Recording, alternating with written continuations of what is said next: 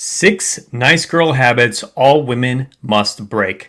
In this video, we're going to talk about what are these habits that you need to break in order to attract the kind of relationship, the kind of man that you really want to have, to be respected and not get ghosted or treated like a doormat, or having men lose interest and pulling away that you are interested in. So if you're ready to finally break these bad habits and be the most attractive woman you can, go ahead and comment "I'm ready" below.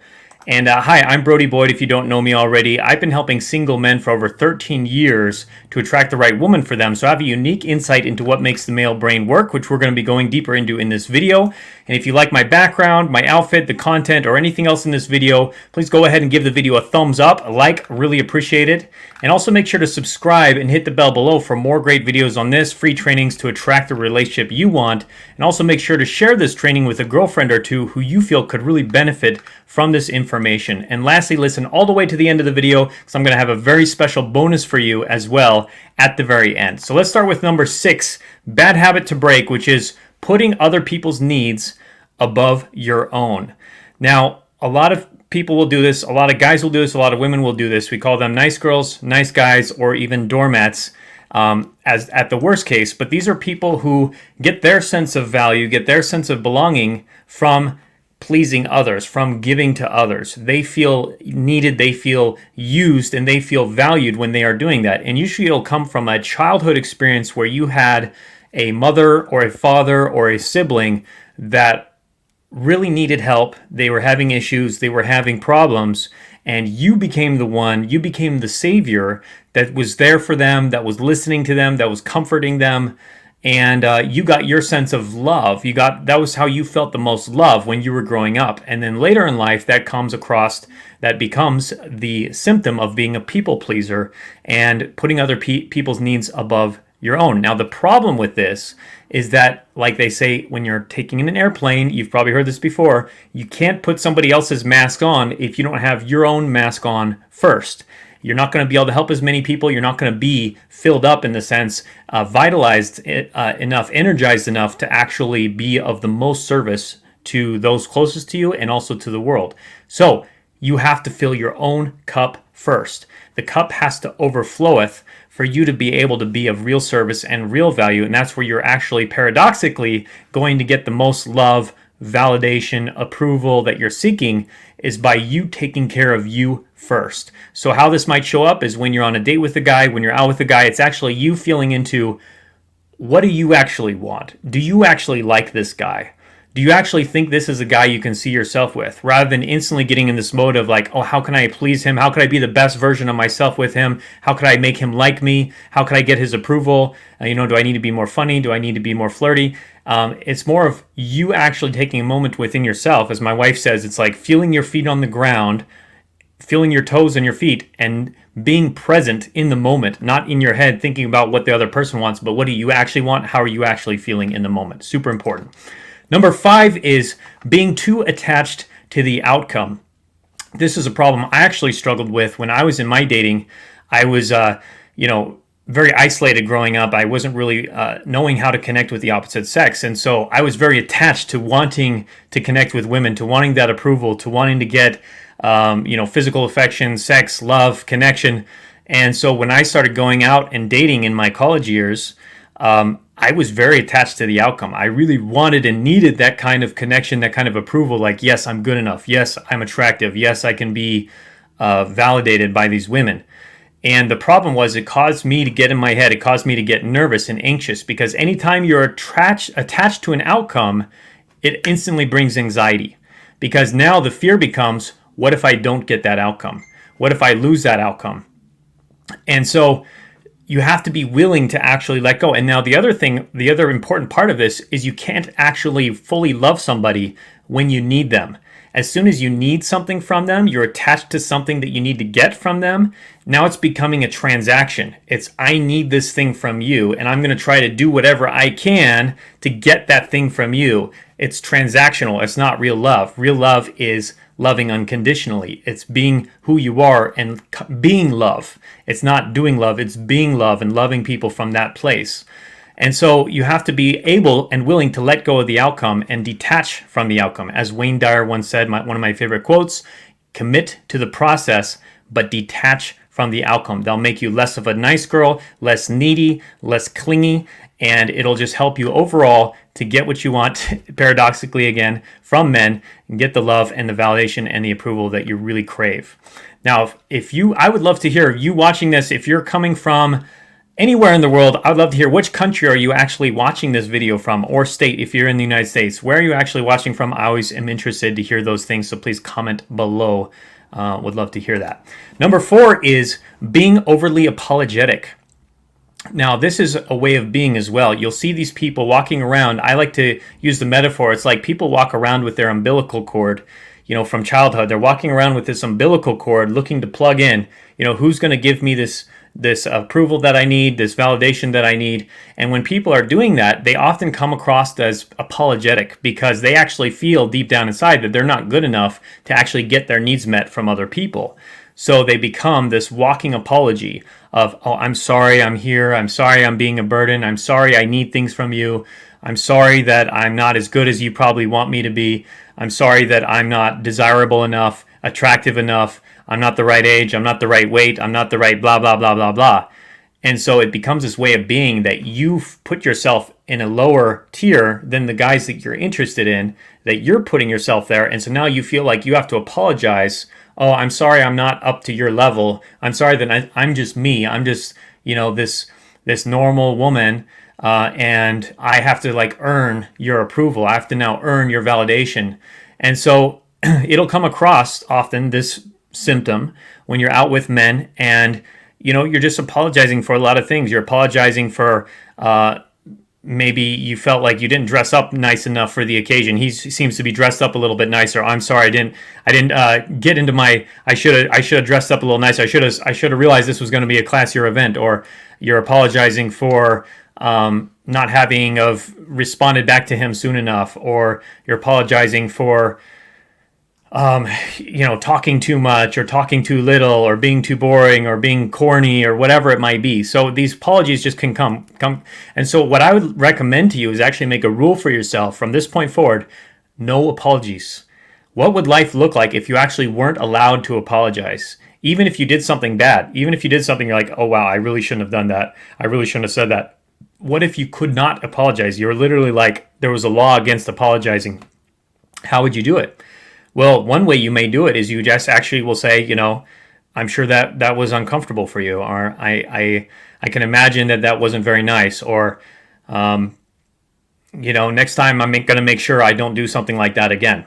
So it's more of like a direct communication because you're actually saying what was the impact of your actions, which is more authentic, without being apologetic, without saying, I screwed up, I did something bad. Now, of course, if you did something really bad, there may be a time when it's okay to apologize, but I think it's a lot higher. That threshold is a lot higher than you probably think it is, where you actually don't need to apologize. People actually don't want an apology from you. They just may want you to recognize the impact, but you don't necessarily have to say you're sorry. So that's a good way to get into your confidence, into your power, and get that umbilical cord plugged back into yourself. Powerful habit number 3 to break. Nice girl habit number 3 is seeking only the good in people.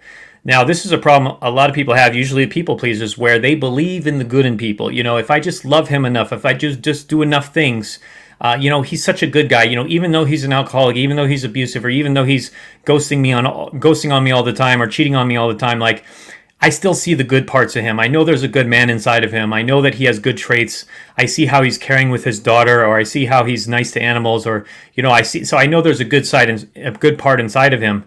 But the problem is, if that's the only thing you focus on, you're allowing all this other bad stuff to basically have free reign. You're not seeing it. You're actually putting on these rose-colored glasses and these horse blinders, where all you can see is what you're looking at. All you can see is what's directly in front of you, and you're only looking at the good things rather than the bad things. And you'll hear this oftentimes from people who studied the law of attraction and some of the New Age psychology books, which is, you got to focus on the positive, always focus on the positive. But I actually believe it's much more powerful, and Tony Robbins talks about this as well, to not be necessarily an optimist, but to actually be a realist. And realism is all about seeing the world as it actually is, seeing people how they actually are, and not making them worse or better than they actually are, just seeing what is. And now that allows you to have wisdom, and that allows you to have intelligent judgment to actually determine which behaviors are best in relation to this person. So you start to actually treat them how they should be treated, not how you wish they would be, and treating them from that place, which would probably mean you not setting boundaries, you not speaking up, you giving them the benefit of the doubt, you forgiving them over and over and over and over again for doing bad things and staying in a bad situation, which I'm sure you have girlfriends, people who have done this. But the key is to turn that mirror back to yourself and look at where might you be doing this as well. So stop putting on rose-colored glasses and stop looking at men from the place of, I'm attracted to them, so I need to focus on what's good about them, or I catch myself focusing on what's good about them. Remind yourself also, be very clear, their full picture of their personality. And again, you're not also putting them into the camp where everything you see is negative, like all men are assholes, all men just want sex, or they're cheaters, or whatever. You're actually just seeing every man individually for who he is, the good and the bad, and treating him like a real person, which is much more authentic. And now people are going to also view you more authentically because you start to look at yourself that way as well. We all have good parts and bad parts inside of us, quote unquote, but they're all just parts, and we're perfectly imperfect as we are. Now, if you're liking this content so far, please go ahead and give it a thumbs up, again, a like, and share it with a girlfriend. And also subscribe for more great videos like this coming up. You don't want to miss those. We'll be putting out more content as well, so stay tuned for that. Number 2 is the mistake, nice girl mistake, is having sex too quickly. And oftentimes women will do this because they want the guy to like them. They want that approval. They want that validation. They would think, if I have sex with him, now he's going to be seeing this as a serious thing. He's going to be seeing me as treating me as a serious romantic interest, and he's going to start deepening his feelings, and we're going to start bonding deeper. But you have to realize that having sex too soon is kind of like just giving a guy a massage, or giving him a hug. It's not necessarily going to affect his emotional connection to you. It's going to make him feel better. He's going to feel good to have sex with you, but it's not necessarily going to bond him to you. Guys work a little bit differently than women in that sense. So you may think, when I have sex with guys, I get pretty bonded, and I feel that connection, and I start to care about them a lot more. Well, that's not necessarily true with guys. Guys are wired differently. Guys are wired to have multiple sexual partners and to spread their genes around, and women are more wired to find one man that is high quality to commit to them and have a family with long term. And so you have to realize genetically we're wired a bit differently. Now, how you can approach that is, of course, waiting until it's the right time to have sex, making sure there's a deep commitment on his level. I mean, I highly recommend not having sex at least until you're in an exclusive relationship, if not engaged, if not married, ideally. I know we live in modern times, and a lot of people have a harder time following that, but that's the ideal. There's a lot of wisdom and a lot of traditional knowledge like that.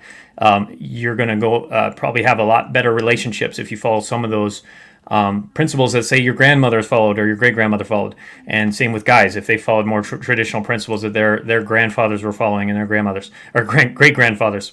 So so you want to just wait until that connection is solidified, wait until you have a real commitment before going to that area, because again, it's a nice girl habit you can get caught into, and guys will take advantage of that, and you'll end up having a lot of one-night stands, or guys will not respect you as much. As this is kind of common knowledge.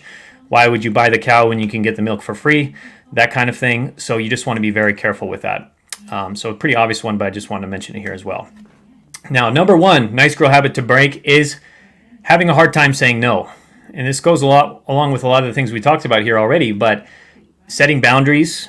The paradox of setting boundaries is you might think you're going to upset people. You may think you're going to upset men, but when you set boundaries, you actually build respect, because you're showing you have a standard.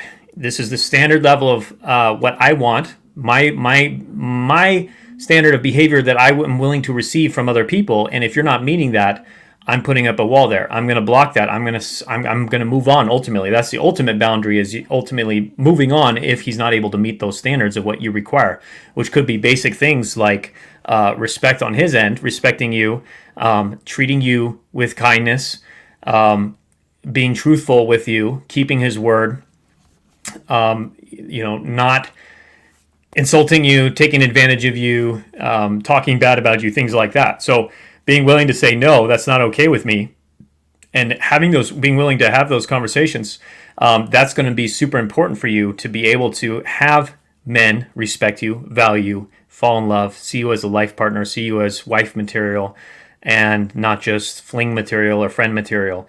So it's actually, that's another paradox of setting boundaries and saying no is very important as well. Now, before I share my final bonus secret, comment below. I would love to hear from you. Which of these have you been guilty of? You know, we've all been guilty of them at some point or another. I would love to hear which of these you've been guilty of with a guy. You know, were you having sex too quickly? Were you not setting boundaries when you should have? Were you being too attached to the outcome? Were you being over apologetic, seeing only the good, putting his needs in front of your own? Love to hear what those are for you. Now, our final bonus secret for today is avoiding difficult conversations. Very similar to this last one, but this could be a variety of different conversations that could be difficult for you that you're putting off having with him or with coworkers or with friends. So let's say that there's a situation where he made you uncomfortable in some way, and you're like, oh, I shouldn't say that. I shouldn't bring it up. It's just going to cause conflict. I'm a fan if it's a smaller situation, like maybe he just was slightly late a couple times. Maybe you want to do the 3 strikes and you're out rule, where it's like, okay, I'll I make a note of it. Okay, that happened one time. All right, that happened again, and then the third time it's like, okay, so this is the third time you've been late. I want to talk about this. Like, what's going on with that? I don't feel like you're really respecting me or my time by showing up late like that. So that can be a situation where maybe you don't speak up immediately, but you do have a rule where if he does it 3 times and it's something smaller, you're going to speak up. If it's bigger things, you want to speak up right away and you say, hey, that wasn't okay with me. When you said that thing, when you made that comment, like that made me feel, and oftentimes that can be a powerful way to share your experience without making him feel like he's being attacked, to share how it made you feel. You know, when you said that, it made me feel hurt. It made me feel sad. It made me feel upset. And I felt like you didn't really care. I felt like you were trying to take advantage of me, or I felt like you were not respecting me in that moment. And then just shut up and let him respond to that. And at least now he knows the impact, and you guys can talk about that. And he'll probably say something like, "Oh, I'm sorry, I didn't mean to say that, or I didn't know that would make you feel that way, or I wasn't thinking, or I drank too much, or I was, in a scattered frame of mind." And then he'll, hopefully not do that again. And then you have to have the conversation again. You have it again. And ultimately, if he can't stop, you have to be willing to walk away. But so being willing to face the fire, as Leah Lowndes says in her great book, the title at least, Feel the Fear and Do It Anyways, being willing to step into the fire, have those conversations, because ultimately it's far better to be respected than it is to be liked or even to be loved. Because being liked or being loved is in their control. Being respected is in your control. Being respected is about your actions. It's about you valuing yourself and being willing to say no. No is a complete sentence. And being willing to set those boundaries and put that fence around your property, where people aren't just going to come in and walk all over you. That you say, no, you can come in when it's appropriate, when I'm okay with it, but you can't just bust through my boundaries whenever you want. That's not okay with me. I'm a strong person. I have strong boundaries, and I'm valuable. And if you're going to keep doing that, I'm gone. Because if it's not you, it's going to be somebody else better. There's a line of quality men waiting outside to come in and to have the opportunity to date me. And that's the mindset you need to have. Is you are the bachelorette, and there's endless supply of quality men waiting, begging to be with you. And if he's not going to step up to that, then the right man will. So that's an overall powerful mindset for helping to have those conversations. So hope this was helpful for you. Now, if you'd like to discover how to make a man want you with our free quiz, you can go take that now at mymquiz.com. mymquiz.com, or we'll also put the link in the description and the comments below. Highly recommend that, how to make a man want you. And then also make sure to check out my other video. One of my more popular videos is going to be over here. When a man deeply loves you, he'll start saying these things. So we'll put the quiz here. We'll put the other video to watch here. Subscribe here. Hope this was helpful. Much love, and I look forward to talking to you again on our next powerful video very soon.